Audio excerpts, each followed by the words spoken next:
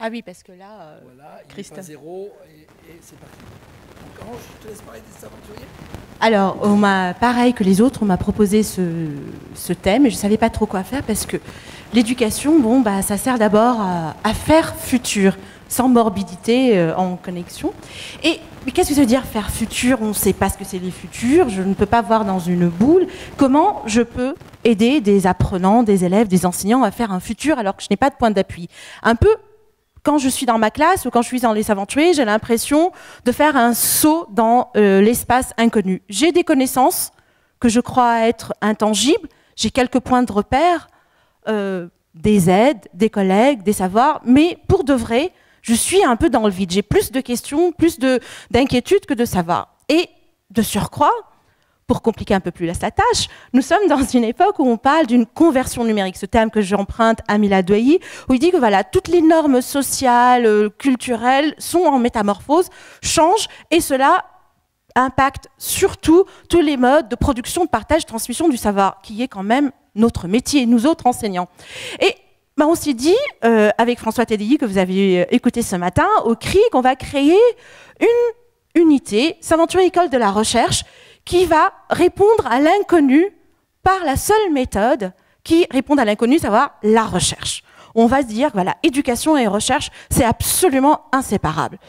Ça ne veut pas dire, effectivement, transformer les élèves ou les enseignants en chercheurs experts. En fait, c'est surtout initier à la pensée critique, à la rigueur des enjeux, des méthodes de la recherche, mais également inviter les enseignants, les collègues à devenir des pédagogues chercheurs. Mais en pour de vrai, ça c'est très beau comme slogan, mais une fois que je suis dans la classe, qu'est-ce que ça veut dire s'inspirer des enjeux et des méthodes de la recherche pour faire classe, pour travailler avec des élèves, et comment ça veut dire que pour moi, enseignant, je peux devenir un pédagogue chercheur, un réflexif? Il y a une méthode, je ne vais pas tout vous dire, mais il y a non seulement des méthodes, mais une éthique du partage, de la collaboration. Je ne peux pas induire autrui en erreur. Et ça, c'est quelque chose d'important. Et deuxième chose importante, tout apprentissage doit être fécond, c'est-à-dire productif. Il n'y a pas de savoir stérile, il n'y a pas de machine stérile. Donc, s'aventurer de manière extrêmement prosaïque, 3 axes d'action. Les projets s'aventuriers, parce que c'est école de la recherche pour de vrai. Vous connaissez le nom de code s'aventurier, ce que sont les projets de classe.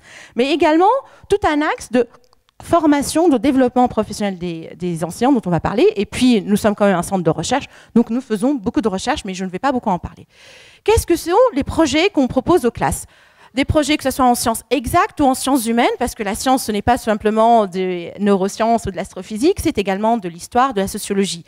Ce n'est pas singer le laboratoire, mais c'est faire des mini-laboratoires, comprendre comment le savoir il est produit, comment il circule et comment il est validé. Et ça, c'est très important. Mais surtout, s'aventurer, tout le monde nous dit « Ah, vous faites des sciences, vous êtes la main à la pâte ». Non, non, on adore la main à la pâte, c'est eux qui font de la didactique des sciences, nous ne savons pas le faire. Nous, on est des pédagogues. Et bien, je prends cet exemple. Les élèves ne travaillent pas sur des cahiers, mais avec des cahiers comme déjà des outils de conceptualisation.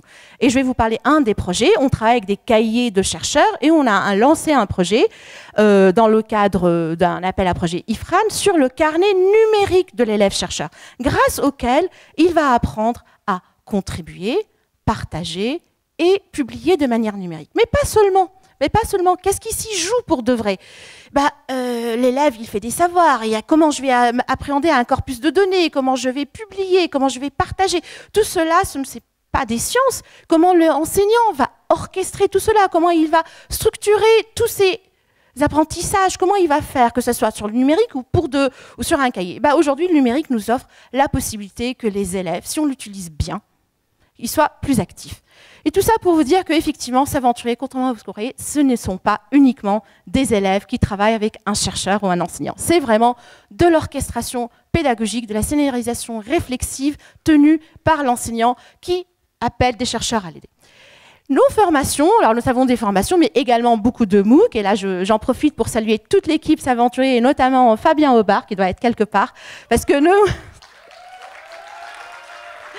Parce que les MOOC, c'est de l'auto-formation, vous formez par même, mais également de l'hétéroformation, ce qu'on vous propose du contenu, mais également de l'éco-formation. Qu'est-ce que ça veut dire? C'est tout un environnement. Grâce aux collègues, tu parlais tout à l'heure, Marcel, de la connectivité, ben c'est ça. On crée des communautés de connaissances. Ce ne sont pas des communautés épistémiques, dont le travail est de produire des savoirs experts. Ce n'est pas simplement des communautés de pratique qui vont partager astuces et tout ça, mais c'est des communautés de connaissances. Comment on va le faire? Comment on va le produire?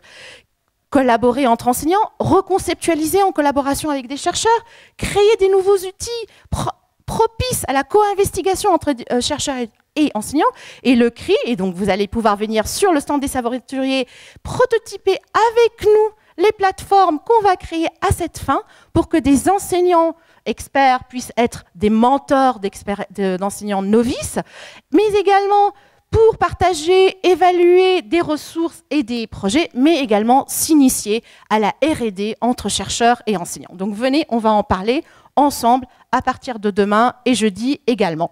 Et enfin, moi je vais vous proposer un exercice mental.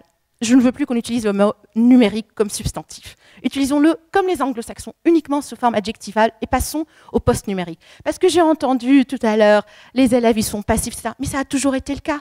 Numérique ou pas numérique, oublions ce nom, il va tomber en obsolescence. On ne l'utilisera plus. Et pour finir, je vais vous dire, voilà, il y a quelque chose de fondamental qui est la volonté de savoir, quelque chose qui nous anime, qui anime les élèves. On a envie de comprendre. Et ça, il faut le numérique ou pas, partager ou pas, c'est quelque chose de fondamental. Et c'est ça notre boulot, la volonté de savoir. Merci.